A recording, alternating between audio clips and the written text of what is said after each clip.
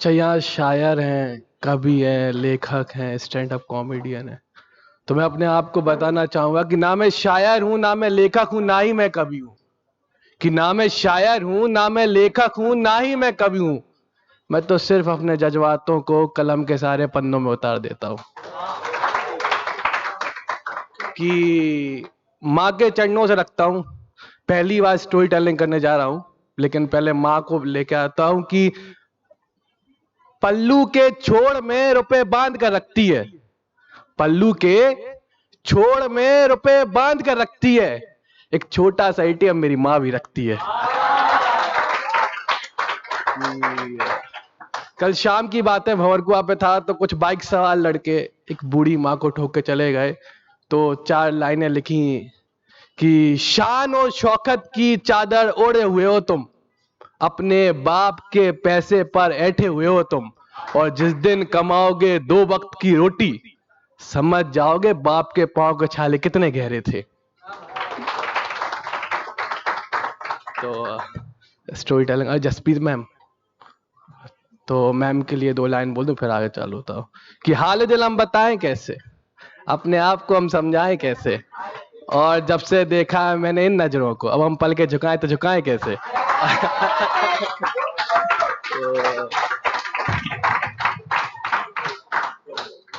तो आता हूं कि स्टोरी टेलिंग करता हूं। कोशिश करी है पहली बार, ना कोई कंटेंट मेरे पर लिखा हुआ है, ना कोई याद किया हुआ है, बस मैं चालू करता हूं कि कुछ हफ्ते बीत गए थे, उससे मेरी बात नहीं हुई थी। कुछ हफ्ते बीत गए थे, उससे मेरी बात नहीं हुई थी। ना शिकायतें थी, ना शिकवे थे, ना ही वो बेवफा थी। बस ना जाने क्यों उसने मुझसे बात करना बंद कर दिया था। मेरा नंबर ब्लैक लिस्ट में था, व्हाट्सएप पर मैं ब्लॉक था।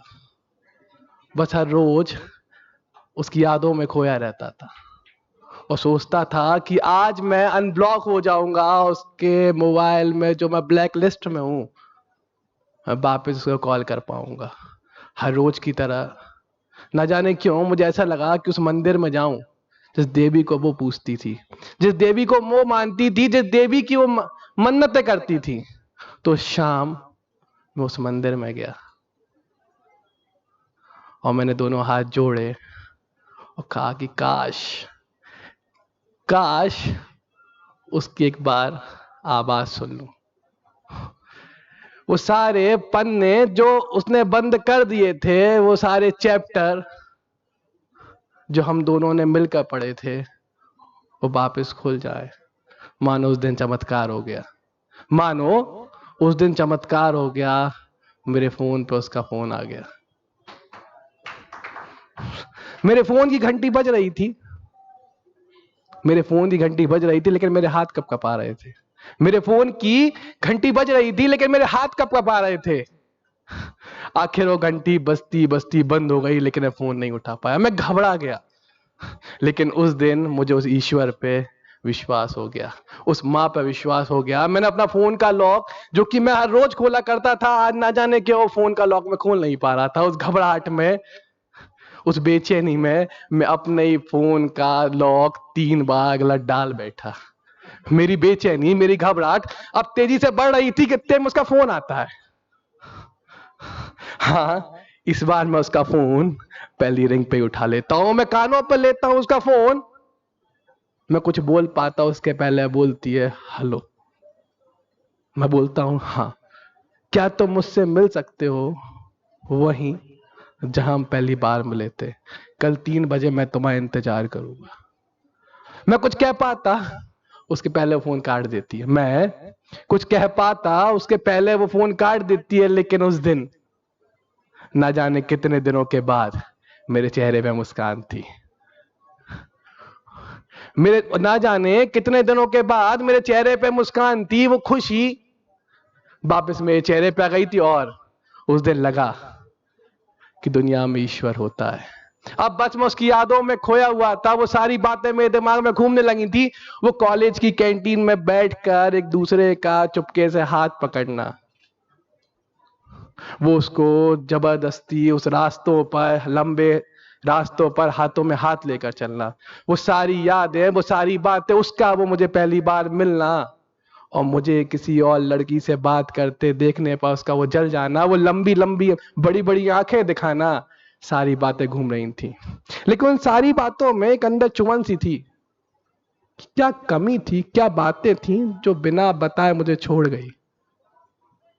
क्या कारण था कि मैं उसके मोबाइल में, व्हाट्सएप में ब्लॉक हूं, उसके नंबर में, मेरा नंबर ब्लैक लिस्ट में, लेकिन सब बातों को छोड़ के अब मैं उसकी यादों में खोया हुआ था। अब मंदिर में दर्शन करते करते अपने घर गया, बातों में खोया हुआ था। हाँ, अपने रूम को गंदा करने वाला लड़का अब उसकी वो दी हुई शर्ट ढूंढ रहा था। अब वो शर्ट को ढूंढ रहा था, वो मेरी शर्ट कहाँ है, मैंने उसको धोया। हाँ, पहले मैंने कभी शर्ट नहीं धोई थी, लेकिन उस शर्ट को धोया क्योंकि वो दी हुई उसकी थी। उसको ना मेरे ऊपर फॉर्मली अच्छे लगते हैं, तो हाँ, अब बस मैं उस कपड़ों को एक तरफ धो के घड़ी करके सुखाने रख दिया था। उसकी दी हुई घड़ी, माना सुबह लेट हो जाए इसलिए उसकी दी हुई घड़ी जो कि मेरे हाथ पे ही जचती थी, माना पुरानी थी लेकिन जचती वही थी, उसको भी संभाल के रख दिया था। अब बस मैं रात भर उसकी यादों में खोया हुआ था। ना जाने वो रात कैसे कट गई, वो सारी बातों में घूमते घूमते वो रात ना जाने कैसे कट गई। सुबह जब मैं, जो लड़का 10 बजे सो के उठता था, वो 7 बजे उठ गया था, नहाया धोया तैयार होया, वापस उस मंदिर में गया, देवी की तरफ देखा। हाँ, ये वही देवी, इसको वो मानती, जिसको वो पूछती थी, और बोला बस आज का दिन अच्छा जाए। मैंने बाइक उठाई, मैं निकल गया। मेरे घर से उस रास्ते की दूरी करीबन 4 किलोमीटर की थी, और रास्ते में मुझे करीब बच्चा फूल बेचते दिखा। मैंने अपनी बाइक रोकी, उससे वो सारे फूल ले लिए, उससे बस एक ही बात बोली, आज का दिन अच्छा जाए। मैं रास्ते में आगे बढ़ा, बढ़ता गया, और मुझे याद आया कि उसको ना चॉकलेट पसंद है, तो मैंने रुक के एक जगह से चॉकलेट भी ले ली। अब मैं जा रहा था, अब मैं फाइनली उस कैंटीन में पहुंच चुका था। ये वही कैंटीन है साहब, उस कॉलेज की कैंटीन जहां हम दोनों ने अपने जीवन के 2 साल यहीं पढ़ाई की थी। पिछले 7 हफ्तों से मैंने उसकी शक्ल देखी नहीं थी। एक एक चीजें, एक एक पल, एक एक यादें मेरी आंखों में थी। मानो वो कैंटीन की वो टेबल मुझसे कह रही हो कि आप यहीं बैठा करते थे। वो जगह, मानो मेरे ही सामने मेरी चलचित्र दिखाई दे रहे थे कि यहां मैं बैठा करता था, यहां घुमा करता था, यहां उसने मेरा हाथ छुड़ाया था, यहां वो मुझसे गुस्सा हुई थी, यहां मैं उसको मनाने गया था। एक एक चीज मेरी आंखों के सामने थी, एक एक चीज मेरी आंखों के सामने थी। अब मेरी निगाहें सिर्फ उस दरवाजे की तरफ थी कि वो आएंगी। हाँ, 3 बजने में 15 मिनट की देरी थी, लेकिन मुझे पता था कि वो वक्त के पहले आ जाती है। मुझे पता था वो वक्त की पहले आ जाती है। मैं कैंटीन वाले भैया के पास गया, उसकी मनपसंद चाउमीन और साथ में कोल्ड कॉफी ऑर्डर कर दी, और बस अब मैं इंतजार में था, उस गेट की तरफ था कि वो आएगी, कि वो आएगी। उस समय सारी बातें कहूंगा। समय की घड़ियां की सुइयां टिक टिक टिक टिक करके बढ़ रही थी, और मेरी निगाहें उस दरवाजे की तरफ थी कि वो आएगी। 3 बजने में 5 मिनट की देरी थी, और मैंने पहला फोन उसको लगाया। हर बार की तरह मैं व्हाट्सएप पर ब्लॉक, और मेरा नंबर ब्लैक लिस्ट में था।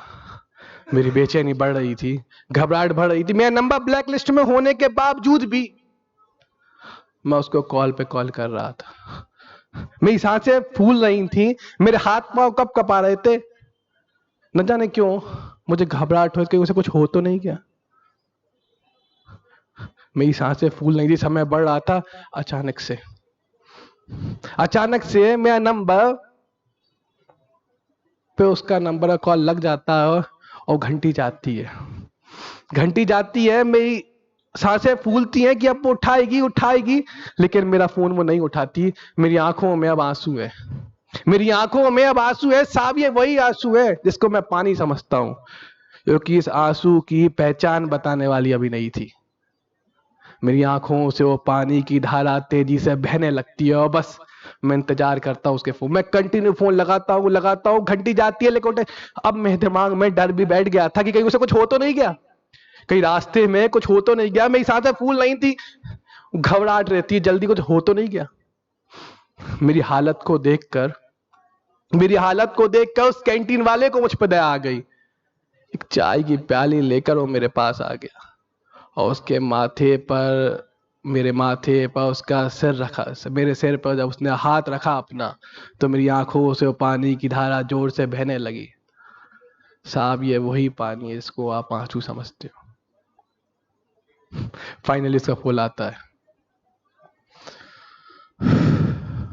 उसका फोन आता है और मैं उठाता हूं, मैं कानों पर लेता हूं, बोलती है सॉरी मैं नहीं आ पाई।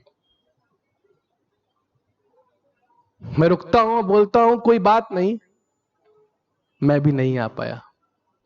ना जाने क्यों पिछले कुछ घंटों का हिसाब उसको बता ही नहीं पाया। मैं बता ही नहीं पाया कि वो गुलाब के फूल अभी भी मेरे पास है, वो चॉकलेट अभी भी मेरे पास है, हाँ जो चाउमीन मैं उसके लिए बनाया था वो अभी भी टेबल पे है, और जो कोल्ड कॉफी जो अब गर्म हो चुकी है वो अभी भी उस टेबल पे। ना जाने क्यों मैं आज भी उसे परेशान देख नहीं पाया। Thank you.